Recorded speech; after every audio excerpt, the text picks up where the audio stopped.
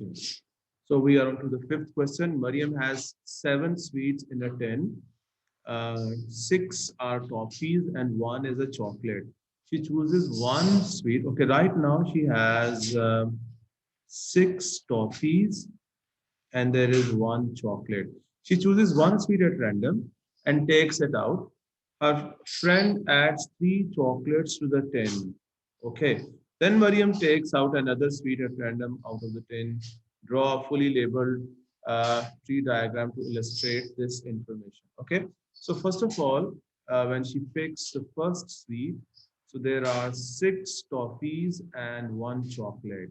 So the probability for this to be a toffee is going to be 6 by 7. And then a chocolate that is going to be 1 by 7. Okay, now, if she has taken out one toffee, like if it's here, she has taken out a toffee here. So now when she's going to pick the second sweet, how many toffees are there? There are going to be 5 toffees. And how many chocolates are there? Like, 3 chocolates have been added. So this means there are going to be 4 chocolates. So this would be like this, toffee and the chocolate. This is 5 by 9, and this one is 4 by 9. Okay. Uh, Suppose if she has taken out a chocolate in the first attempt, so then it means there are 6 toffees, okay? And then there are going to be 3 chocolates because there was just one chocolate. She took it out and then 3 more chocolates have been added. So for this is going to be 6 by 9 and 3 by 9, okay? It's always good to show the sample space at the end. That means toffee and toffee. So you have 30 by 63 X probability. Toffee and chocolate, that is 24 by 63. Chocolate and then toffee, that is 6 by 63. And then we have chocolate and chocolate, that is going to be 3 by 63. While drawing this table tree diagram, you have to make sure that the sum of the probabilities on these branches have to be 1. Like the 6 over 7 plus 1 over 7 is 1. 5 by 9 plus 4 by 9 is 1. 6 by 9 plus 3 by 9, that is 1. Okay. And then you will see that at the end, the sum of all these probabilities, that will also be 1. So this was the part for 3 marks. Let's see what do we have next.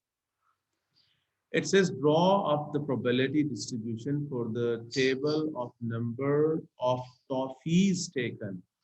Okay, so again you have to try it first and then I'll do it.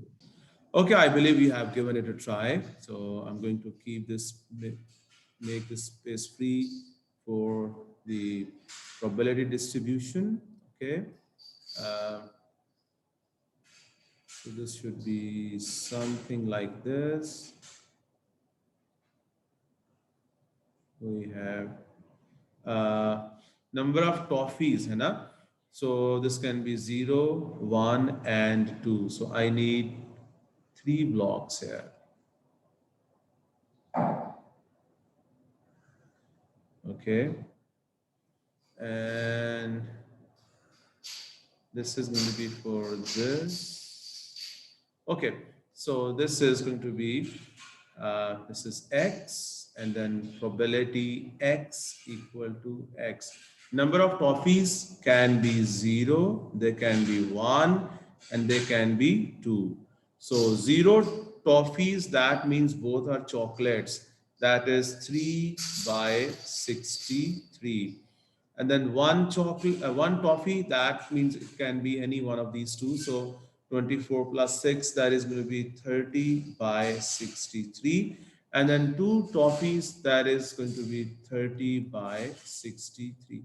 So guys, the sum of all these probabilities should always be 1 whenever you have a probability distribution. Okay. Let me see what do we have next, the next part. Yeah, there's a third part. It says find the mean number of toffees taken. Okay, so I need to clear all of this area for that. The mean number of toffees taken. So what is the formula for the mean number of toffees taken? That is, this is all called E of X. So this is going to be probability X times probability X equal to X. So this E of X would be 0 times 3 by 63 plus 1 times 3 by 30 by 63, and then 2 times 30 by 63. So you have 30 plus 60, 90 by 63. So this is going to be uh, 10 by 7 or 1.43. So that is the expected number of the toffees in this experiment. Okay. It says find the probability that the first sweet taken is a chocolate, given that the second sweet taken is a toffee. I'll have to redraw that, I mean, tree diagram for this. Okay, so I'll be clearing all this area for that. We have got our tree diagram back here. So we have to find the probability that the first sweet taken is chocolate. Okay, so this is chocolate. Given the second sweet taken is a toffee. Okay, so you can directly find this through the formula chocolate and toffee over the probability of toffee. So chocolate and toffee. So that is going to be, this is your chocolate and toffee, okay? And then you have, this is going to be 6 by 63 over probability of toffee. It can be toffee and then chocolate and toffee. That is 630 by 63 plus 6 by 63. So this is 6 by 63 over 36 by 63. So this is going to give you 1 by 6.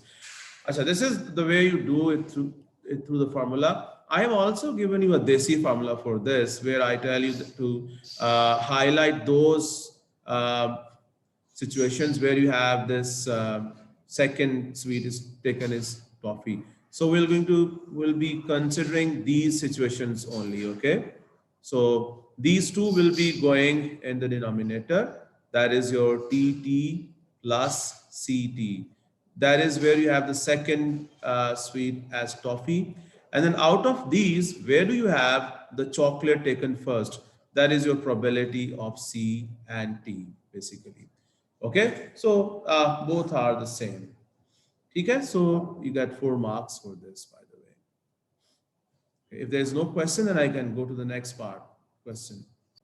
So the sixth question is, it says give one advantage and one disadvantage of using a box and whisker plot to represent a set of data. Okay, so the advantage is clearly like, for the advantage, you see you have the spread of the data right in front of you. Okay, you can determine the range easily.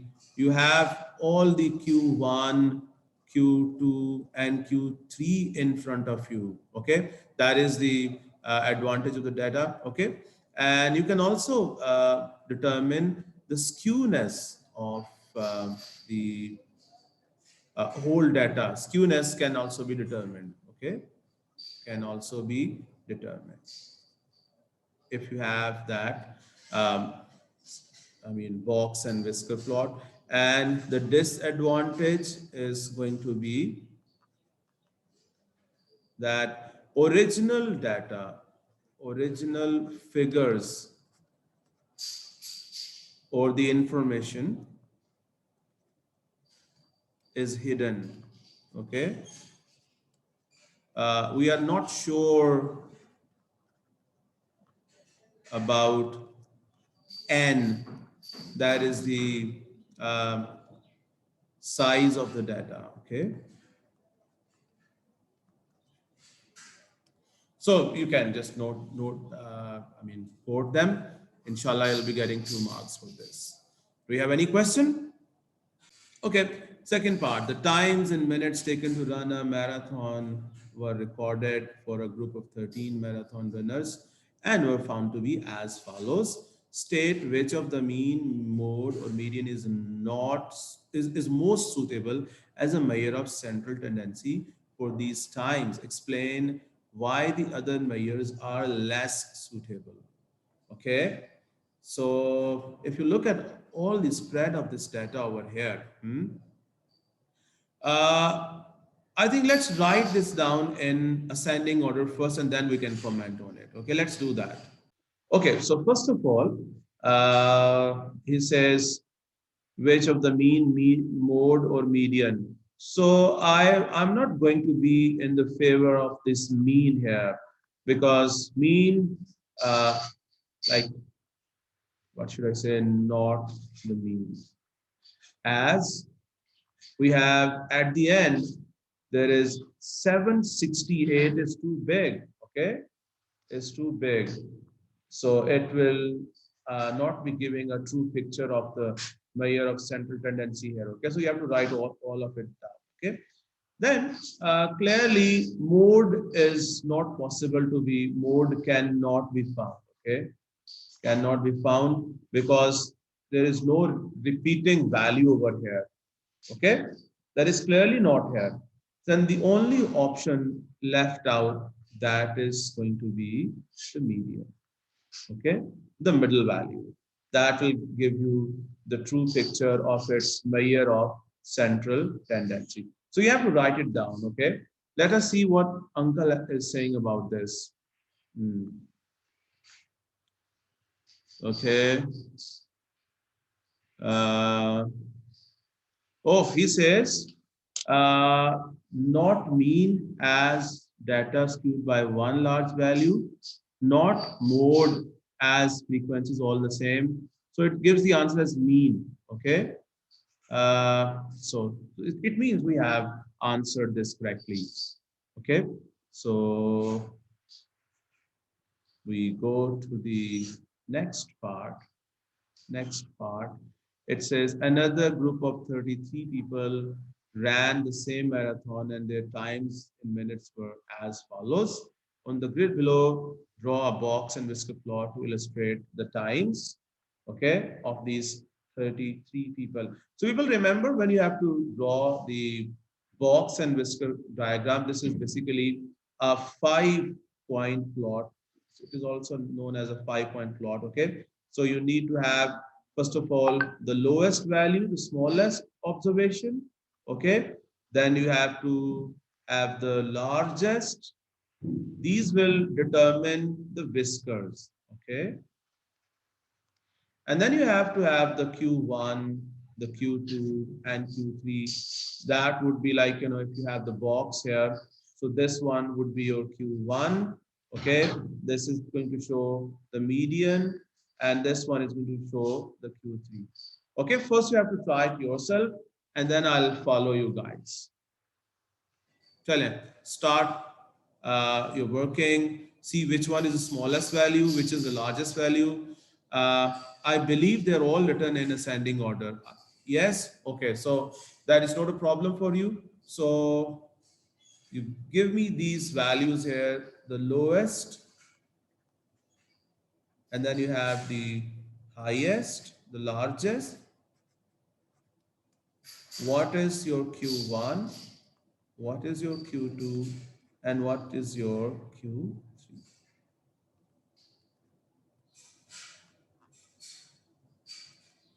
Chale. Okay, now the lowest value is clearly, I'll be writing them here. The lowest value is, that is 190. The highest one is 375. Q1, okay. Now you have 33 observations here, okay. So you have to find the Q2 first of all. So this is 33 plus 1 over 2. That is 30. That is the 17th observation. So we have 1, 2, 3, 4, 5, 6, 7, 8, 9, 10, 11, 12, 13, 14, 15, 16, 17. So this 280 over here, this 280 is the median. So you start from the median, okay? Now 280 is the median. Now, if there were 33 observations, okay, so this 17th is the median, okay, this is the median here. And then you have 16 observations here and 16 observations over here. The median of the first 16 values will be your lower quartile, okay. So for the Q1, you will have to have half of n plus 1, that is going to be 16 plus 1, that is 17, 16 plus 1. So this is going to be 8.5. So 8.5, that means 1, 2, 3, 4, 5, 6, 7, 8, and 9. So it has to be between these two, okay? So your lower quartile is going to be 256. And then let's find the upper quartile. That will also be the same, like, location can be used for the last 16 observations. So 8.5. So this is going to be 1, 2, 3, 4, 5, 6, 7, 8, and 9. So this will be between these two. Okay. 329, I think that will be 329. Your upper quartile will be 329. Guys, do you have the same values as I have here? Hmm? Hello? Do we have the values matching together? Yes, Yes, sir. sir. Okay, now I'm just keeping this enlarged version here so that we can plot the values easily. Okay, bacho, so we have to scale this up. Um, our smallest value is 190, it is going up to 375. So I am, without wasting any time, I'm going to keep this as, because I have to go up to 375.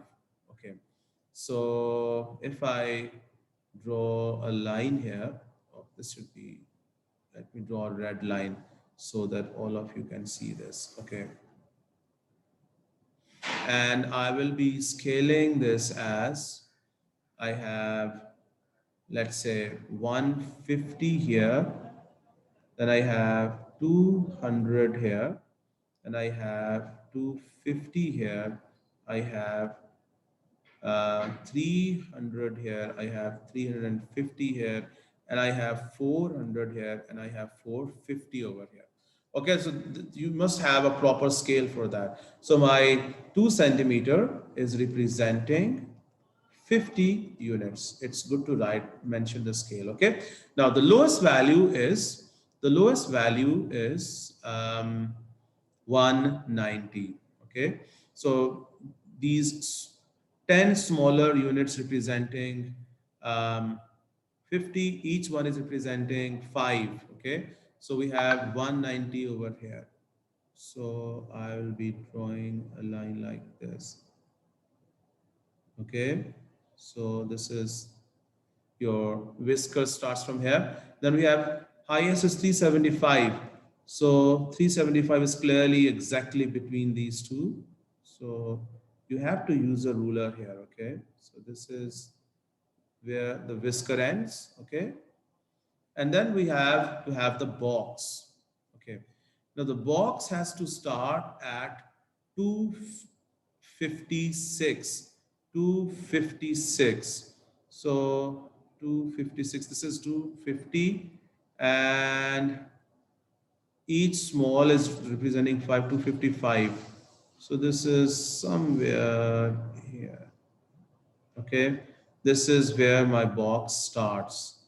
Okay, and the upper quartile is 329.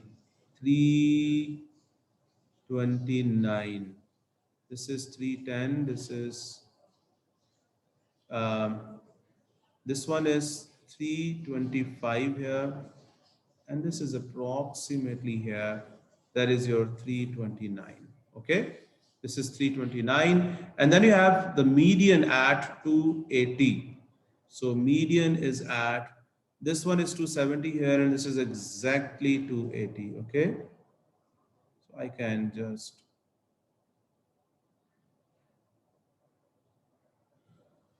so that is how you have your box. And draw this up to this, and then you have it like this. So guys, this is your box and whisker plot. So you can always mention that this one is your Q1 over here, this one is your Q3 over here, and this one is your Q2 over here. Okay. And then at the end it says find the interquartile range. So the interquartile range, you know that is going to be Q3 minus Q1. So the upper quartile was 329 and the lower quartile was 256. So how much is this? 73. Okay, thank you. So that is going to be 73. Okay, guys. So this is how you have seen all this box and histogram being drawn from scratch.